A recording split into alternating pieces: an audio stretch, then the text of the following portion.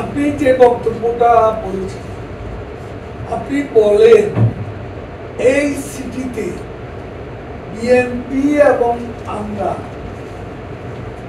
একই দিন কত সমাবেশ, আপনি আমার কাছে চাইবেন একটা রাজনৈতিক দল হিসেবে আমি পাল্টাপাল্টি মারামারি করতে যাচ্ছি, তাদের সমাবেশে আমরা কোনো হামলা চালিয়েছি সরকারি দল, তাহলে অসুবিধা নেই, আমরা কোনো বাধা দিয়েছি? আমাদের সমাবেশ আমরা করছি, তাদের সমাবেশ তারা করেছে। নির্বাচনের আগের দৃশ্যপট হচ্ছে এটা।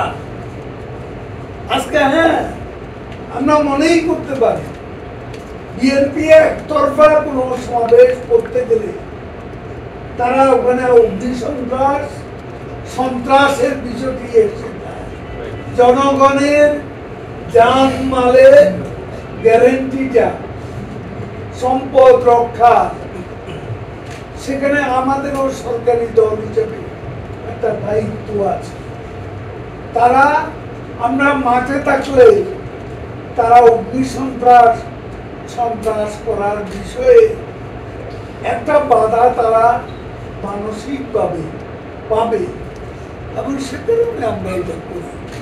আমরা শান্তি উন্নয়ন সমাবেশ করছি, তারা আত্মগণ উত্থান বিক্ষোভ অনেক কিছু করেছে।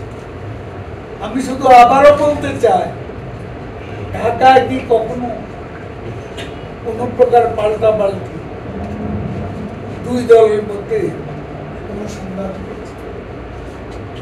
এত শান্তিপূর্ণ পরিবেশ, আমরা শান্তি সমাবেশে শান্তি আমরা বলি।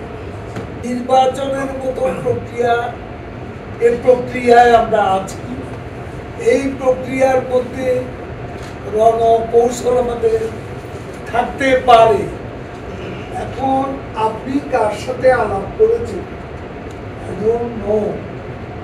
কিন্তু অনেকেই তো আবার এটা ভেবে খুশি যে আমরা রাজনীতি করলাম, মন্ত্রী সাহেবের এমপি সাহেবের আত্মীয় হতে পারেন, সেই জন্য আমরা অন্য কোনো পদেও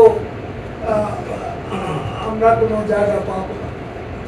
এই বিষয়টা অনেকের জন্য এবং খুশির কারণ, সেখানে তো হতাশা বলতে আপনি কার সাথে হতাশা কথা শুনেছেন আমি জানি না,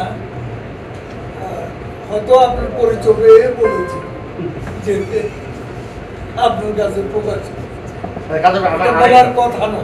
আরেকটা প্রশ্ন, সেটা হলো যে আমরা তারা খুশি যে মন্ত্রী ওবায়দুল কাদের সাহেবের হাতে নিকট আত্মীয় দাঁড়ায়নি, তো তাহলে না দাঁড়ালে সে অবস্থা অন্যান্য কর্মীরা ভাববে যে আমাদের রাজনীতি পদ পাওয়ার সুযোগটা দল অন্তত বিলীন করে দেবে।